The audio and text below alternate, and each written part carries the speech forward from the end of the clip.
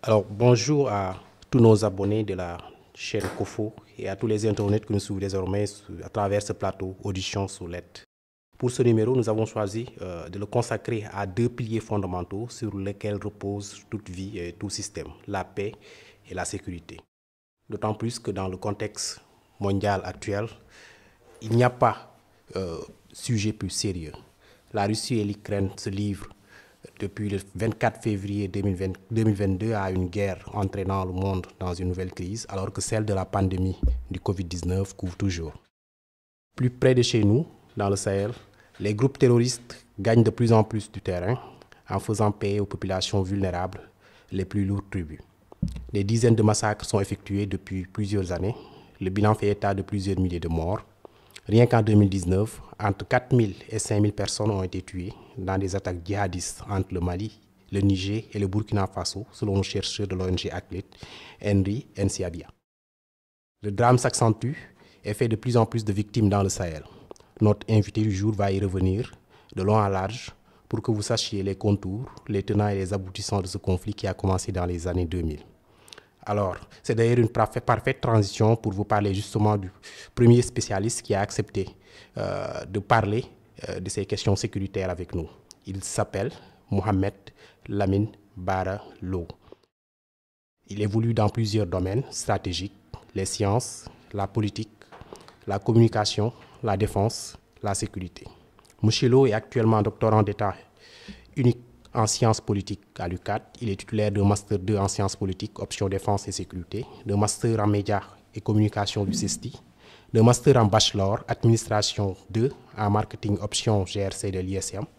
Il est aujourd'hui chargé de programme au Centre des hautes études en défense et sécurité et également président du groupe Tulus Africa SAS, spécialisé dans la stratégie, la communication politique et les relations publiques. Un aspect très important de son cursus, Mohamed Lamine Bara Lo est un ancien enfant de troupe, AET. Il a obtenu son brevet militaire de préparation élémentaire, BMPE, son brevet militaire de préparation supérieure et son baccalauréat S2 au Prytanée militaire de Kati au Mali. On va d'ailleurs auditionner sur ce parcours assez exceptionnel d'un Sénégalais en terre malienne. Né en 1991 à Touba, il fait partie de ces jeunes sur qui l'Afrique peut sûrement compter pour émerger. Alors, Mohamed Lamine Bara Lo, bonsoir. Bonsoir, cher ami. Donc, nous vous soumettrons au cours de l'émission des cas pratiques et vous solliciterons votre thèse pour leur résolution.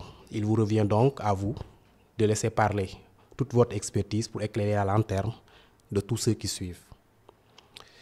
Alors, le premier cas pratique, si vous deviez faire un état des lieux dans le Sahel de l'an 2000 à nos jours, pour un jeune garçon ou une jeune fille qui vient juste d'avoir son brevet, comment décririez-vous la situation du Sahel?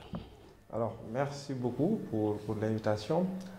Alors, c'est un exercice assez intéressant que d'expliquer le Sahel à un jeune qui vient d'avoir son brevet en partant des années 2000. Je lui dirais tout juste que le début des années 2000 s'ouvre dans le Sahel avec des groupes islamistes qui ont quitté l'Algérie après la décennie noire pour s'installer au nord du Mali, au nord de la Mauritanie et au nord du Niger. Ces groupes-là vont s'adonner à diverses formes de trafic et vont profiter, donc au milieu des années 2000, des nouveaux trafics, notamment avec la cocaïne, et vont mettre leur réseau à ce service-là. En 2006, la rébellion revient au Mali, de même en 2009. Et à partir de 2011, à l'est du Sahel, on a la crise libyenne avec la mort de Kadhafi et des millions d'armes qui sont libérées et des combattants qui reviennent dans le Sahel central. Et à partir de 2011, on a une crise au Mali qui part déjà de velléités indépendantistes pour très rapidement prendre une dimension djihadiste. Mais ce qu'il faut faire remarquer à ces jeunes, c'est que 40 ans après les indépendances, les pays du Sahel sont restés des pays pauvres, des pays où il y a une inéquité territoriale, des pays où il y a une exclusion sociale, des pays où la pauvreté règne en très grande partie, des pays où le niveau d'alphabétisation n'est pas très élevé. Donc il y a un terreau fertile d'exclusion, de malgouvernance, d'injustice qui fait que le discours djihadiste Et ces velléités contestataires-là ont un terrain fertile qui leur permet d'avancer très rapidement au Mali et à partir de 2015-2017, disons, de s'étendre à des pays voisins. Donc on s'est rendu compte donc, il y a quelques années que la zone des 3 frontières entre le Mali, le Burkina et le Niger est devenue un épicentre de cette menace terroriste-là. Et aujourd'hui, en 2022, ce Sahel est marqué, disons, par une instabilité politique, avec des coups d'État, une situation économique qui ne s'est pas améliorée. Et tout ceci fait que la crise se renforce. Et aujourd'hui, il y a des craintes que cette menace djihadiste-là, que cette nébuleuse-là s'étende vers des pays du l'Est, notamment ceux du Golfe de Guinée, particulièrement le Bénin et le Togo. Et face à cette crise-là, les États ont essayé d'amener des réponses qui ont connu des limites. Il y a eu également des initiatives internationales, multilatérales, qui essaient de manœuvrer dans la zone et qui n'arrivent pas à endiguer cette menace. Et l'organisation régionale qui est la CEDEAO essaie de trouver une place dans toute cette musique-là qu'elle peine à trouver. D'accord. Vous avez évoqué tantôt le Mali, décrivant ce pays comme étant faisant partie en tout cas de l'épicentre de l'instabilité dans le Sahel. Le deuxième cas pratique concerne justement le Mali. Alors, imaginons un peu, vous êtes élu président de la République du Mali dimanche prochain. Un pays que vous connaissez assez et qui est en proie à plusieurs crises actuellement. Vos 100 premiers jours seront consacrés, je suppose, à ramener la sécurité et la paix. Comment vous vous y prendriez? Alors, puisque j'ai vécu au Mali, je me sens un peu sénégalo-malien, donc si je deviens président du Mali, je suis encore dans mon pays. Hein. Alors, les 100 premiers jours, si je pars du contexte actuel de novembre 2022, je pense que je vais consacrer les 100 premiers jours à essayer de rétablir ou disons de renforcer les relations entre mon pays, le Mali, et mes voisins, particulièrement avec le Niger et le Burkina. C'est des pays avec qui on partage une menace commune. Une lutte militaire au Mali ne peut être efficace que lorsqu'elle a un pendant dans ces pays-là, parce que les groupes terroristes qui sévissent dans mon pays, le Mali, profitent de la porosité des frontières au Niger et au Burkina pour à la fois sévir chez nous et sévir chez eux. Donc, on a besoin d'avoir une coopération soutenue, de mener des opérations communes, de partager des renseignements pour venir ensemble à bout de cette menace-là. Donc, c'est vraiment important que je rétablisse ces relations, surtout que ces relations ont été un peu tendues après plusieurs événements. L'autre axe sur lequel je vais vraiment travailler en tant que président du Mali, c'est bien vrai que les questions de souveraineté sont des questions importantes sur lesquelles il ne faut pas résigner parce que nous sommes un pays souverain. Il nous faut dessiner de nos partenariats, de nos politiques, mais je pense qu'il est important au regard du rôle que le Mali a joué dans l'intégration africaine, parce qu'il ne faut pas oublier qu'au lendemain des indépendances, c'est notre premier président malien, Modibo Keïta, Sékou Touré, Kwame Nkrumah, qui ont beaucoup travaillé d'abord pour une organisation d'intégration en Afrique de l'Ouest, ensuite qui ont travaillé pour une forme d'intégration très poussée au niveau de l'OUA. Donc au regard de toute cette histoire et des exigences actuelles, je vais renforcer, essayer de retravailler la place du Mali au niveau de la CEDEAO, qui est une organisation régionale importante, à la mise en place de laquelle le Mali a contribué. Donc retravailler ce retour du Mali là et en profiter donc pour raffermir la coopération entre ces différents pays de la région et essayer de m'impliquer en prenant appui sur mes pairs pour que la CEDEAO puisse impulser une dynamique dans le cadre du multilatéralisme dont on a besoin pour résoudre les conflits auxquels nous faisons face. Et tout ceci me permet parallèlement, ou bien parallèlement important, pour initier, en tout cas sur le côté économique, des efforts déjà pour alléger donc, les conditions de vie des populations, parce que la crise, l'embargo qu'on a vécu récemment, le coronavirus qu'on a vécu il y a un moment, ont encore des impacts et les couches les plus vulnérables continuent d'en souffrir. Et si on n'apporte pas des réponses, une plus grande inclusion économique à ces couches-là, on continue de laisser un terreau donc, pour cette nébuleuse-là qui empoisonne le quotidien et de mon pays et de mes voisins et qui risque de s'étendre à la région. Donc, Mohamed Lamine Barlo, merci pour ces éclaircissements, mais on ne peut pas passer sur la question malienne sans vous relancer en tout cas sur les relations tendues de ce pays avec la France. Que vous inspire la posture actuelle du colonel Assimi Goïta et de tous les dirigeants de la transition malienne vis-à-vis de l'ancienne métropole? Et selon vous, est-ce que cette posture va perdurer? Et est-ce qu'en tout cas, le colonel Assimi Goïta et ses collaborateurs vont avoir raison sur la France quand on sait que c'est l'une des 5 premières puissances mondiales? Les relations entre le Mali et la France sont devenues très tendues et ont fini par impacter même, disons, la région ouest africaine, ce qui est problématique à plus d'un titre. Je pense que c'est un problème qu'il faut appréhender sous plusieurs angles, parce que la France et le Mali sont deux États souverains qui, dans le cadre bilatéral, avaient décidé donc, de coopérer, d'agir contre la menace sécuritaire. Le coup d'État au Mali a été apprécié par la France avec, disons, beaucoup de distance. Et on a vu que les discours sont envenimés de part et d'autre pour, à un moment donné, mener, disons, à une grande polarisation de part et d'autre. Et les discours ont nourri, disons, cette polarisation-là. Alors, les Maliens, disons, le régime militaire malien a jugé nécessaire que le Mali était en droit de choisir ses partenaires, ce que l'on accepte naturellement, puisque c'est un État souverain. Mais ce qu'il faut apprécier au-delà des postures formelles, c'est, disons, le jeu politique derrière. Parce que la posture de la France était de nature à menacer les intérêts du régime militaire. Et la posture souverainiste du régime militaire leur permet d'une façon de créer et de renforcer un bloc de soutien populaire intérieur et, disons, d'utiliser ce bloc-là pour se maintenir, ce qui est important.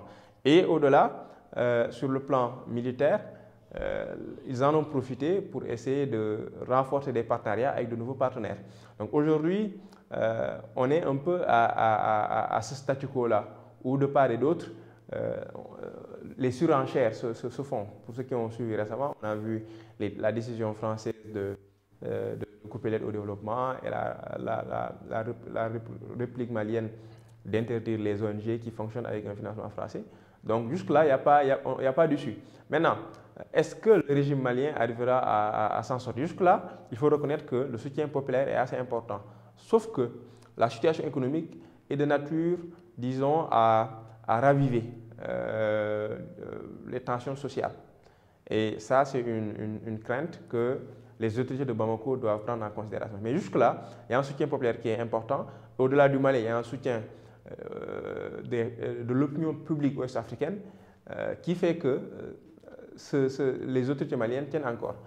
Maintenant, dans la durée, il s'agira de voir est-ce que les nouveaux partenaires pourront davantage que les anciens aider à endiguer la menace. Ce qui est clair, c'est qu'en termes de moyens, en termes d'efficacité, il n'y a pas encore un avantage comparatif assez visible. Et ce qu'il faut craindre à ce niveau, c'est qu'à la fin, les populations soient à l'usure et remettent en cause ce soutien populaire-là. Mais ce qui est clair, c'est que les autorités maliennes, à la tête d'un État souverain, ont ce droit-là de choisir leurs partenaires et certains partenaires également qui ne sont pas dans cette logique ou qui ne font pas les choses de la même façon, ont tout autant le droit aussi de se retirer au besoin. Donc c'est au Mali et aux Maliens de faire la balance entre ce qu'ils laissent d'un côté, ce qu'ils gagnent de l'autre et de faire les choix qui vont dans le sens de leurs intérêts. Et le gros débat, c'est est-ce que les intérêts des acteurs politiques convergent toujours avec les intérêts fondamentaux des populations et de l'État? D'accord, ça nous fait une parfaite transition pour entrer dans le troisième cas pratique, qui concerne justement le rôle de la France dans ce Sahel-là, ou dans les conflits qui interviennent dans le Sahel. Ces deux internautes qui se disputent sur le rôle de la France dans tout ce qui se passe dans cette région. L'un accuse la France d'armer les groupes djihadistes pour déstabiliser les pays du Sahel. L'autre lui oppose l'argument complotiste. Si vous êtes appelé à arbitrer, que leur dites-vous? Alors, déjà, c'est des polémiques, je pense, qu'on voit sur les réseaux sociaux assez souvent, ce cas pratique-là. L'analyse ou bien le point de vue que je partagerai avec ces jeunes-là, c'est de leur dire, d'un côté, il faut constater et reconnaître que la France a eu une présence qui n'a pas toujours été très nette dans le Sahel et en Afrique.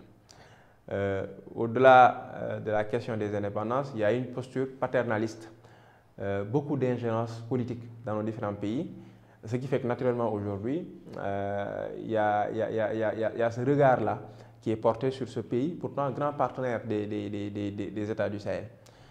La France est un pays qui, comme tous les autres, défend ses intérêts. C'est un pays qui essaie d'entretenir des aires d'influence. C'est un pays qui essaie de s'appuyer sur ces aires d'influence pour renforcer sa puissance et son rayonnement.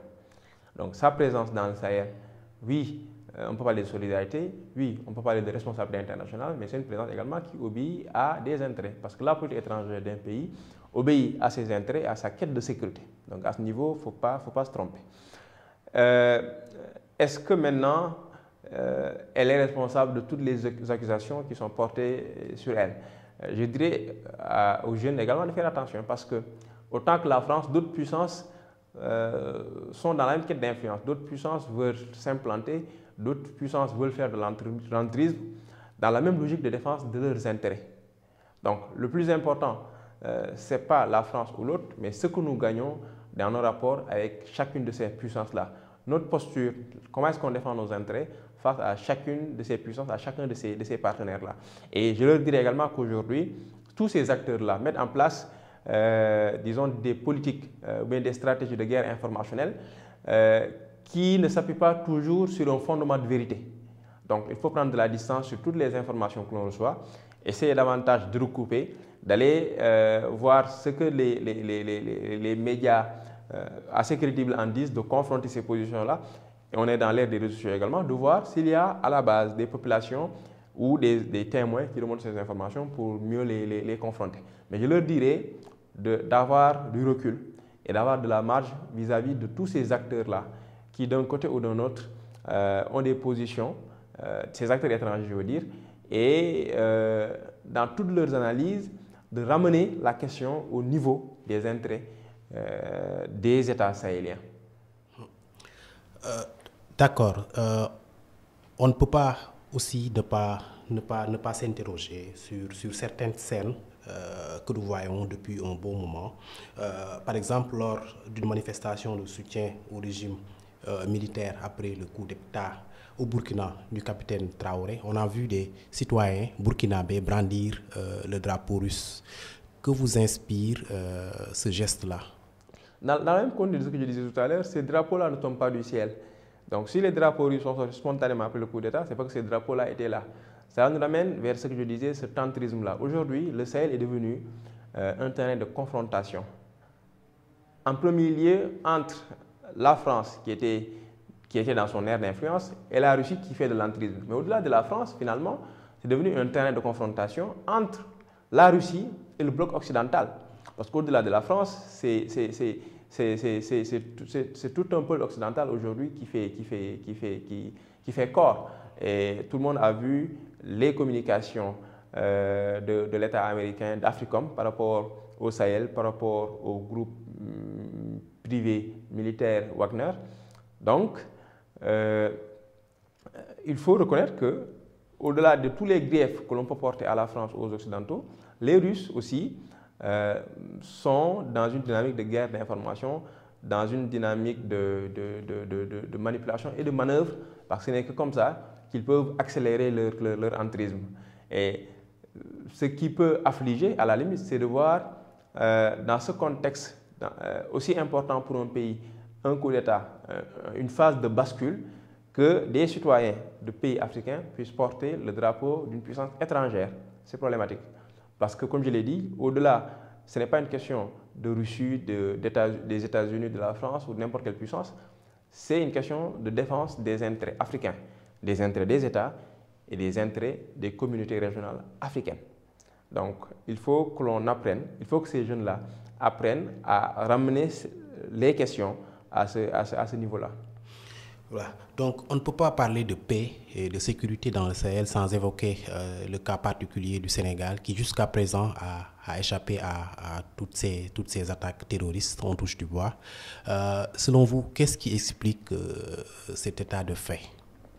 Alors, le terrorisme se développe sur la base d'un terreau fertile, comme on dit. Il y a des conditions. qui permettent à la menace terroriste de se développer.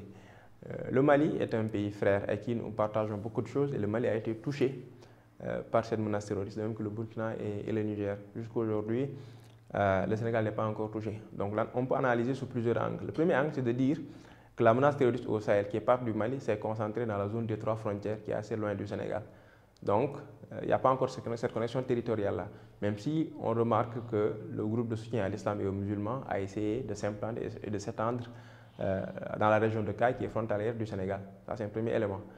Le deuxième élément maintenant, c'est que puisque le foyer est assez loin, ce qu'on peut craindre au Sénégal, c'est des actions d'éclat, c'est-à-dire que des gens dans l'opacité manœuvrent et fassent des actions d'éclat.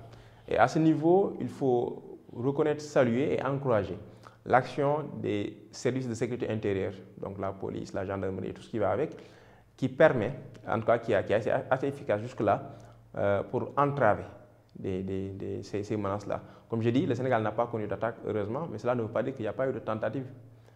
Et on ne communique pas toujours sur ces choses-là. Mais ce qui est important, c'est qu'on a des services de police, de la gendarmerie, qui font un travail important et c'est à encourager, tout en demandant que ces efforts-là soient plus respectueux des droits et des libertés. Mais il est impérieux de maintenir cette sécurité intérieure. Au-delà maintenant de ça, je vais parler de questions plutôt sociales et économiques qui peuvent expliquer le cas du Sénégal. Il est vrai que le Sénégal est un pays pauvre comme nos pays voisins, mais le Sénégal a eu une trajectoire assez différente.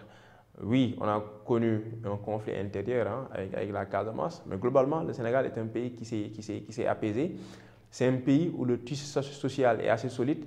C'est un pays où on a encore des légitimités traditionnelles, mais surtout religieuses, qui sont écoutées et qui ont une emprise sur les populations. Et c'est très important. L'extrémisme violent,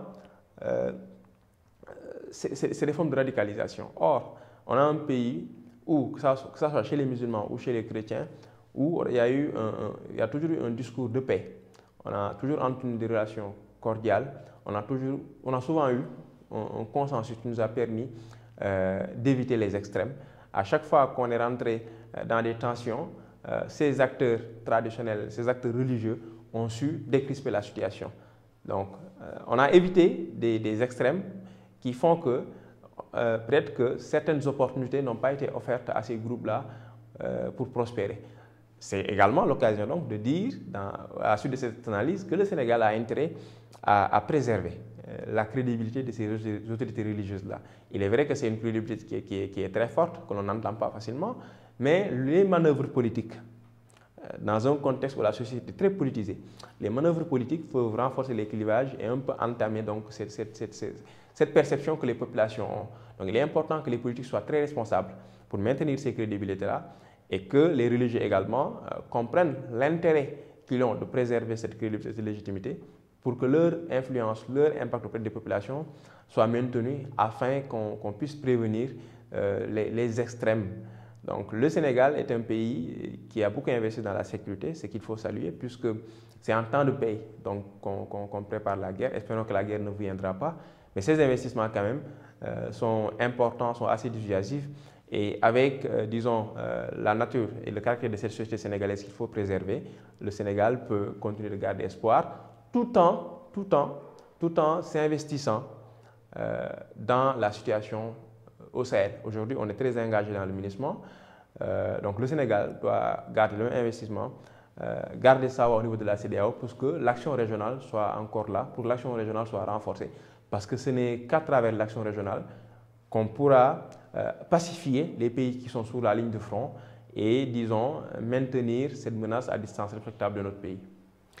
Alors, Mohamed Lamine Barallo, l'émission tire à sa fin, mais avant de conclure, nous allons vous permettre de revenir un peu en arrière sur votre cursus et nous partager avec nous, en tout cas, votre parcours au Prytanée militaire de Kati, au Mali. Comment, pour un gosse qui est né et a grandi dans le Baol, s'est passé toutes ces années loin des vôtres? Alors, c'est une expérience qui marque. C'est l'expérience d'une vie. Moi, j'ai débarqué au Mali, très jeune, juste après le certificat. Je venais de Touba. Je dois avouer que quand je partais au Mali, je ne saisissais pas tout ce qu'il y avait derrière l'idée. Quitter son pays, je ne voyais pas tout cela. Tout ce que je voyais, c'est oui, j'ai réussi le concours du Britannique militaire, je prends un avion pour la première fois, donc voilà, ça va. Maintenant, c'est quand on débarque dans un autre pays qu'on comprend qu'est-ce qui se passe, quoi. On arrive à Kati, donc pour ceux qui connaissent un peu le Mali, c'est une géographie assez accidentée, assez rougeâtre, donc c'est vraiment un nouveau paysage qu'on découvre. Un cadre pour une école militaire assez tendue, assez rigoureuse. Une formation à la fois militaire et civile, mais une formation pour la vie.